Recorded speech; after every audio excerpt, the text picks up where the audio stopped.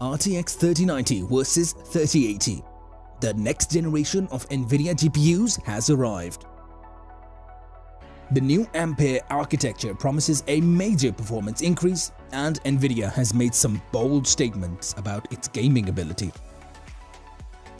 Both the RTX 3090 and RTX 3080 are incredibly powerful cards that reside at the top of the stack. They are, however, some of NVIDIA's most expensive mainstream cards to date. Here is how the two stack up in terms of efficiency, features and price. Stick to the end as we will share game tests as well. Before we start, go ahead and subscribe. Also, press the bell button to get the latest updates. Without any further delay, let us start. Both the RTX 3090 and 3080 made their global debut on September 1st, 2020. The RTX 3080 is available for $699, while the 3090 is available for $1499. The prices or release dates that we are telling you are only for NVIDIA's Founder Edition cards. MSI, Power Color, Palette, Gamewood and Inno3D are among the add-in board partners who have already revealed their own versions of the RTX 3090, 3080 and the 3070. With so many choices for each of these top-tier GPUs, it is possible that third-party alternatives will arrive alongside or shortly after NVIDIA's own Founders Edition options. Depending on their cooling and clock rates, their pricing is a combination of marginally cheaper and significantly more expensive cards. If we look at specs and performance, despite the fact that NVIDIA has not confirmed it, it appears that the 3090 is replacing the Titan RTX, which is supported by the specifications. NVIDIA's top-of-the-line Ampere GPU matches the Titan RTX with a huge 24GB of GDDR6X memory. With 10GB of GDDR6X, the RTX 3080 is more conservative, but both cards increase memory speed and bandwidth over the previous generation. The 3080 outperformed the 2080 Super and 2080 Ti.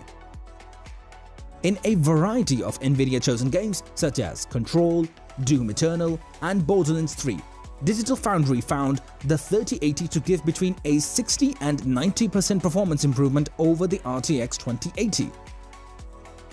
That was at 4K resolution and with all settings at their highest, with and without ray tracing available. Even though DLSS was needed to achieve a comfortable 60 frames per second at 4K with ray tracing at its highest setting, this is still a remarkable achievement that demonstrates the 3080's progress over its Turing predecessors. The 3090 is even better. It has 20% more CUDA cores than the 3080, 23% more memory bandwidth, and almost 2.5 times the memory speed. With DLSS enabled, the 3090 can deliver 60 frames per second at 8K resolution according to NVIDIA. That means the RTX 3090 can deliver 100 frames per second at 4K without ray tracing or 60 frames per second at 4K without the use of DLSS. In comparison to the previous generation, the RTX 3080 and 3090 draw more power. On the reference design, the cards need 320 watts and 350 watt at stock, respectively, and are powered by NVIDIA's new 12-pin power connector. Third-party solutions seem to work just fine with dual 8-pin connectors, so NVIDIA's latest connector design might not be essential. Both cards wanted a new Founders Edition cooler with a dual push-pull fan design and a V-shaped PCB to keep them cold. Despite the increased efficiency, NVIDIA claims that this new design allows air to flow more easily through the case, allowing the cards to run at much lower noise levels than previous generations. The RTX 3080 is a significant improvement over the RTX 2080 and GTX 1080 Ti.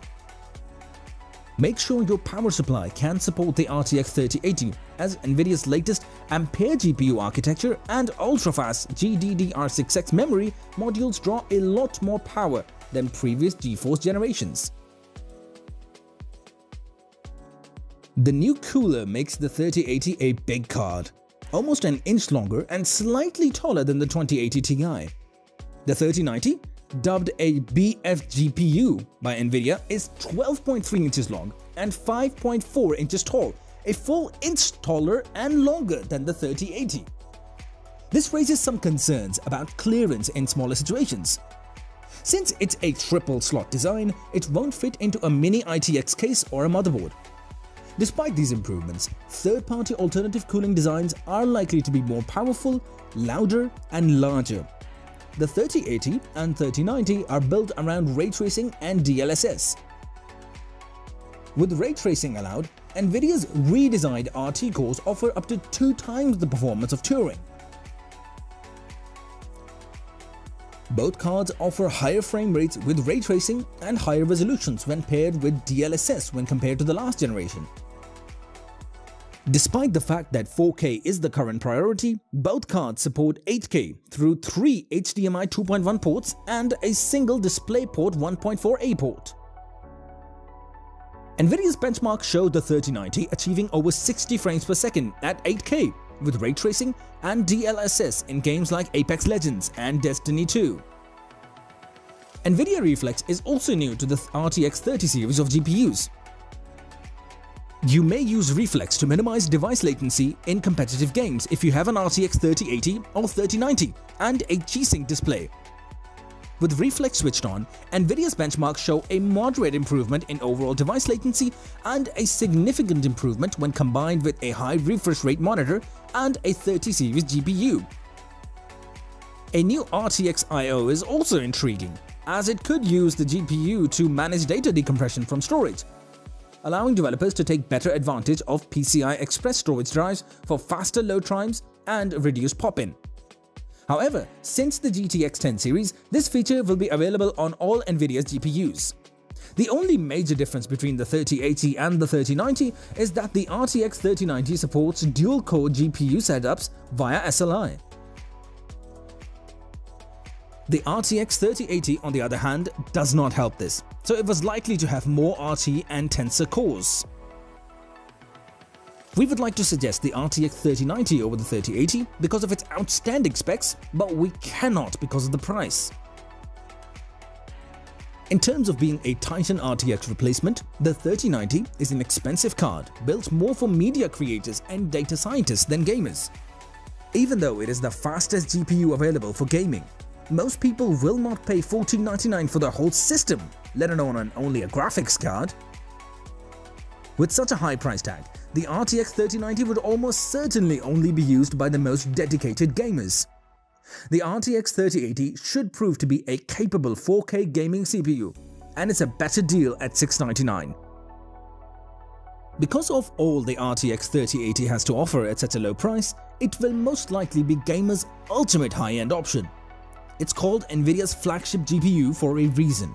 If you do not want to spend the extra money on an RTX 3090, but still want to game at 4K with smooth frame rates, the RTX 3080 is a great option.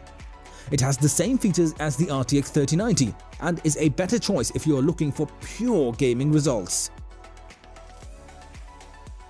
That's all for today, folks. Tell us in the comment section what is your point of view about the RTX 3090 and 3080. See you soon with yet another amazing video.